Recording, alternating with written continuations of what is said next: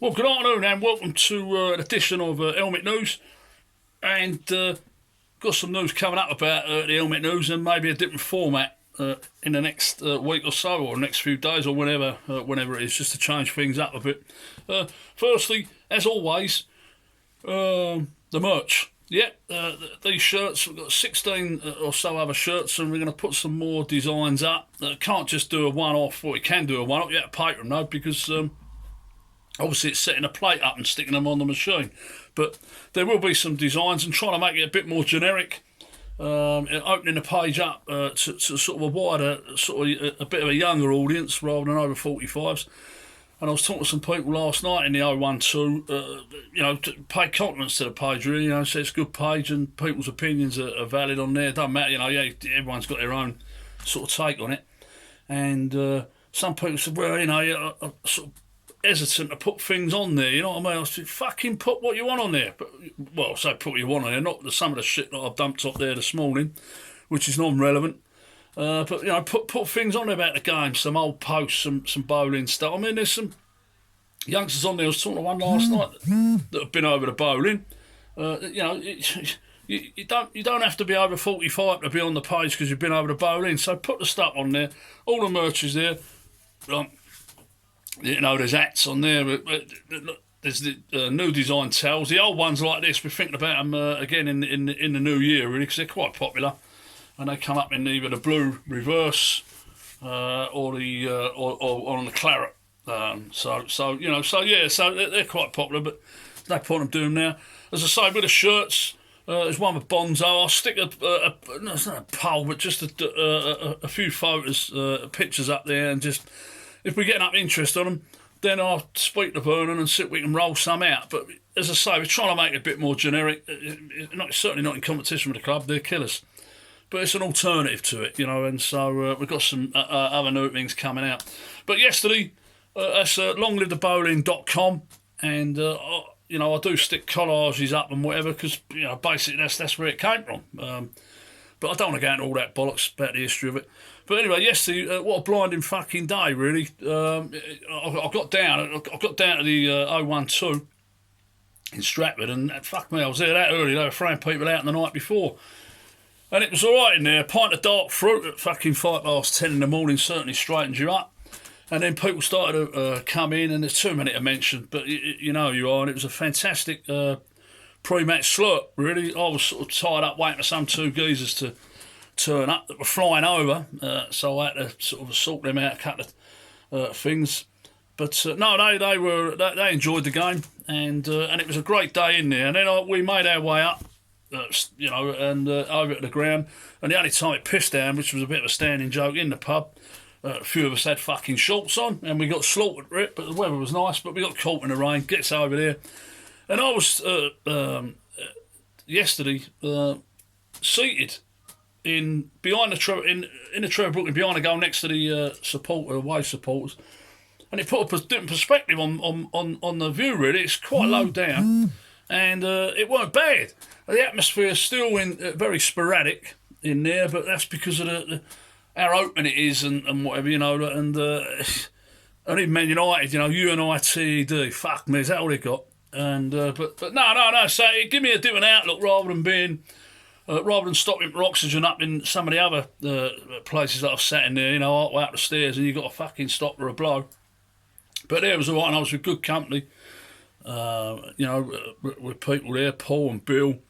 And some good people around us, and Gary Bolster turned up. Yeah, it was good. It was all right in there. As for the game, I've seen a different sort of slant on this. I'm starting to think to myself, like, gone on a long day's whack it up to the big fella.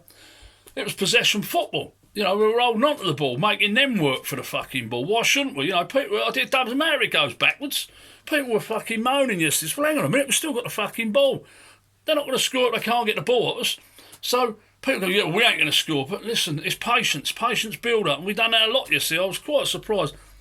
It got a bit not tedious, but sort of frustrating, thinking, are we trying to walk the fucking ball in like the old Arsenal? But no, we was patient, and which is good to see with West Ham, because normally, you know, we get a little bit on the ball, like you get Lanzini or Anderson on it last season or whatever, and they're looking for a quick ball, and you know, the second ball or the first ball ain't coming up, but now they're all getting involved in it. Rice, Noble, Anderson, you know, they're sort of holding on to the ball, knocking it around. Creswell, back to Diop, back out again, and it's stretching the other team. Going through a quick resume of the players as I put on there, I thought Noble, as I say, been one of his fucking biggest critics. That's bullshit. I've just never been aligned to the bloke where people think he's a messiah. But the man is definitely got the footballing experience there, and he takes control of the game. He bought a couple of free kicks, not through cheating. He knew when they were coming. It's experience, and that's what you do. Holds on to the ball, has a look. Yep, he might go sideways and backwards, but he's playing the ball to one of us, not giving away sloppy fucking balls. And he does sort of lead by example, and that's rubbing off. You know, I think it's made Rice's game a better game, and you know, and going back to Diop. Yep, he was mustard in the own box, you know, sprinting 10 yards and winning the ball. Bonner, for me, has come on leaps and bounds. As I said yesterday, and a bloke disagreed, which is fair enough, I thought Creswell looked a bit nervous. You know, he'd been out for a few games, and a lot of Balbuena, really. Balbuena was a scapegoat for the Man City game, you know, and he ain't got to look back in, but Creswell's took his chance with Arthur getting sent off. And, you know, he's coming. He did look a bit nervous, but he soon settled down into it. And the crowd don't get on his back. You know, they were with him, and I think he rose to the occasion. And, well, you go, I'll come on to that in a minute. But, and Yarmolenko, you know, a few Everton people that I know have said the man's really good around outside the box and can hit a shot. But I've been waiting for that. And the way he took the goal was fantastic. At Brighton, we were right behind the goal, and the amount of times I was saying, fuck me, have a go.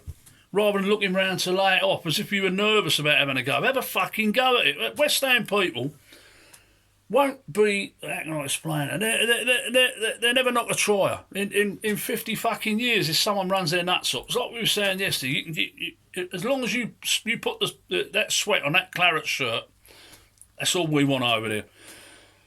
But, you know, and then the goals, you know, Yarmolenko's goal and then Creswell's goal, top corner. I mean, we're talking about the hair, you know, a top-class goalkeeper. So I was quite, you know, really impressed with the geezer, really. So, no, it was good.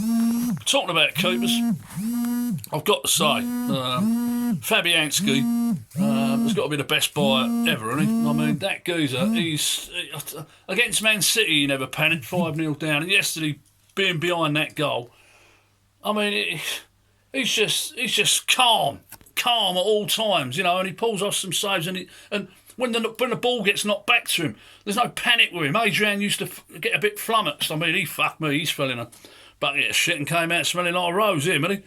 But Fabianski, no, without doubt, the best buyer. Hammer of the year last year, well justified, and the way it's going, the clean sheets that he's keeping, and with the way quite a lot of the players are playing well, and Fabianski has got a good chance again, you know. But and the way it is going, we'll be competing with Tottenham for a Europa League place. You know, I mean, the Champions League, outside of Liverpool and Man City, I ain't really seen anything yet. Chelsea blow hot and cold. Arsenal scrappy fucking win against Villa.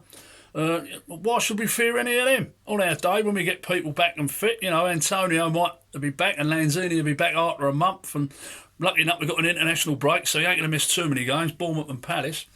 And then up to Bournemouth next week, which ain't easy. You know, you've got to be fair. Years back, people were like, what do you mean ain't easy, fucking Bournemouth? Well, you know, they're sitting where they are now for a reason. I know it's only 6 games in, but it ain't easy going there. But if we're on that game, we can do them. And then Palace at home at 5:30. So, you know, I've got to say, there's no negatives from it.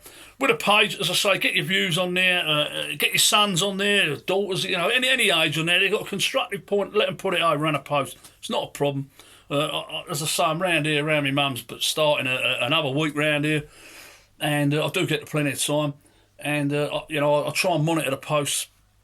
And I'll let them on, you know, any personal abuse and the people, you know, I can't have that on them. Right, so I'm going to start wrapping it up now. We're nearly 10 minutes in. So just a couple of things there. A few shout-outs again to Little Isla.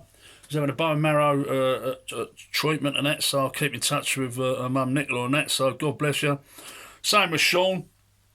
And a mate of mine, an ex-mate of mine from years back, and I see his son yesterday, and Albert Ellis. I says, Mickey Franks, who's come out of hospital, had major surgery, and he's a good man, Mickey, and speedy recovery, Mick, and all the best, God bless you, from me, and I'm sure from everyone else. And also from my old mate Chili, and whose anniversary would have been today, and blimey, mate, we're right behind you, and God bless you, Chili, and your family. So onwards and upwards, and I'll keep you informed with all the other stuff. So don't forget, Long Live the Bowling Facebook page. Thanks very much.